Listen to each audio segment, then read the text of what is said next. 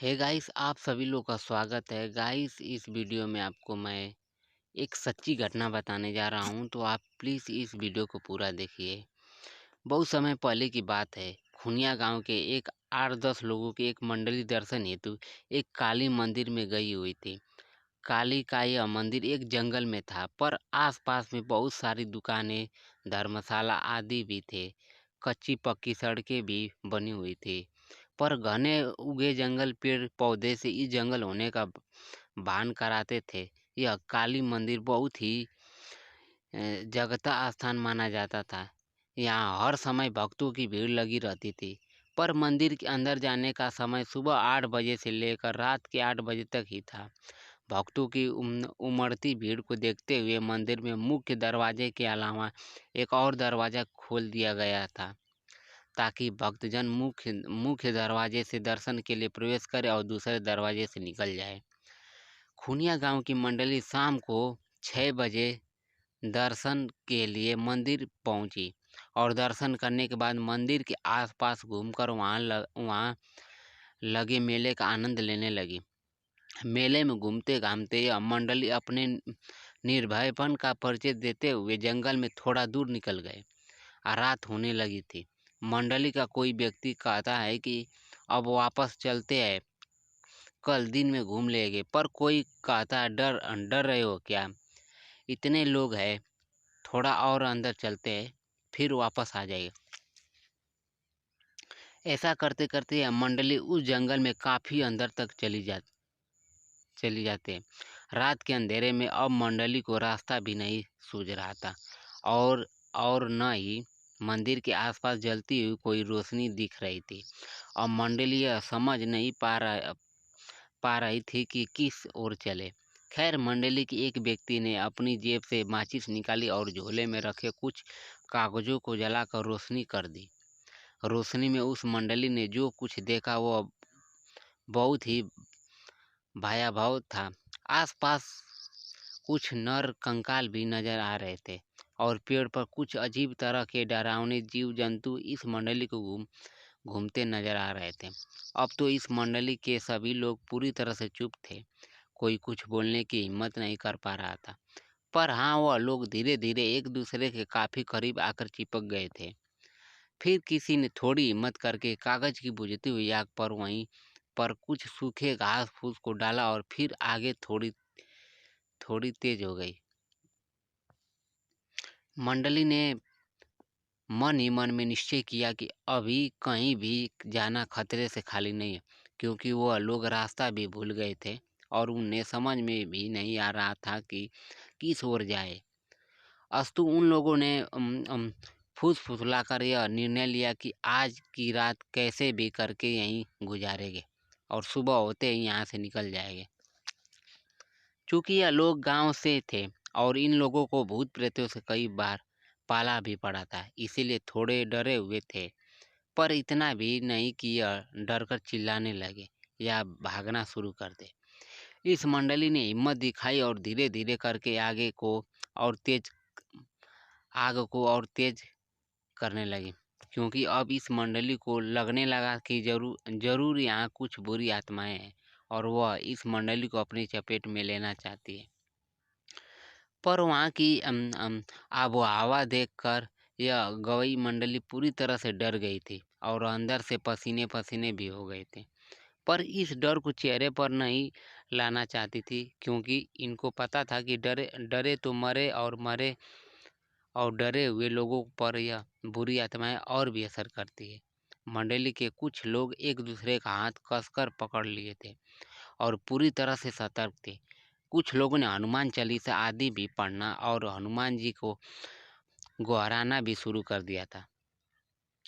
तो कुछ लोगों इस जंगल की काली माताएं की दुआएं भी दे रहे थे। अचानक एक भयानक आत्मा उनके सामने प्रकट हो गई और रौद्र रूप में अट्टहास करने लगी। उस समय का माहौल और भी भयानक हो गया। अब इस मंडली के पसीने चेहरे पर भी दिखने शुरू हो गए थे, चेहरे लाल होना शुरू हो गए थे और यह लोग और कसकर एक दूसरे के करीब आ गए थे। अभी वह रौद्र आत्माएं करके पूरी वातावरण को और भी भयानक बना रहे थे, तभी वहाँ कुछ और भयानक आत्माएं भी आ गई। अब तो इस मंडली की सिट्टी पिट्टी भी गुम हो गई। अब इन लोगों को अपना काल अपने सामने भी दिख रहा था। अब वहाँ एक नहीं, लगभग 5 से 6 आत्माएं आ गई थी और अपनी अजीब हरकतों से माहौल को पूरी तरह से भयानक बना कर रख दी थी।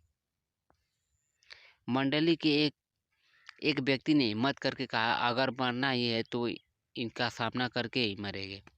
जिसके पास भी चाकू आदि है निकाल लो, डंडे आदि उठा लो और इनका सामना करो। दरअसल उस समय लोग अपनी जेब में छोटा सा चाकू आदि भी रखते थे और कुछ लोग बराबर लाठी लिए रहते थे। इस मंडली के 2 लोगों को के पास भी लाठी और 3 लोगों के पास चाकू थे। अब सब पूरी तरह से मुकाबला करने के लिए भी तैयार हो गए थे, पर शायद इन्हें लड़ने की नौबत नहीं आई। हुआ यूँ कि जैसे ही एक भयानक आत्मा इन पर हमला किया, उसका सिर कटकर अलग गिर गया और वह बिना सिर के ही खूब तेज भागी तथा उसका सिर भी भाग निकला। अब माहौल एकदम से भयानक रणमय हो गए, क्योंकि एक गौरवपूर्ण व्यक्ति जो कोई साधु जैसा दिखता था और केवल धोती पहने हुए था, हाथ में तलवार लिए इन बुरी आत्माओं को काटे जा रहा था। देखते ही देखते उसने सारी बुरी आत्माओं को काट कर रख दिया। पर खैर करने वाली बात यह थी कि आवाज़